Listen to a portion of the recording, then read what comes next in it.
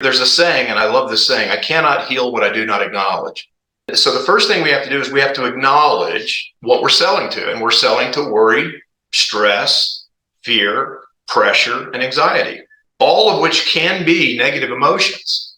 So first of all, when you're talking to someone, you need to look closely and listen closely to, am I selling to one of those? And we listen to not only their answers, but we listen to their tone and their inflection and their pause, their intensity, their volume. Everyone on this call knows that the majority of what is communicated between two people is nonverbal, right? So the first thing you need to do is you need to listen. You need to watch their body language, and you need to determine, am I selling to one of these 5 negative emotions? And if I am, which one? Because they're completely different. Now, I'll give you an example. Worry happens in our thoughts. It's not physical, it's mental. And here's the good thing about worry.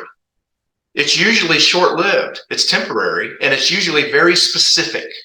You can overcome the objection of someone who's worrying. It's temporary, it's very specific, and it's in thoughts only. What about stress? Well, stress is the physical manifestation of too much worry. Stress actually is what's happening now in the body.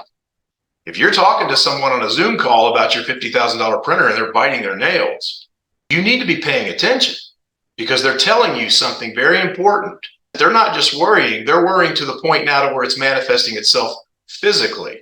All right, so that's stress. But then we've got anxiety.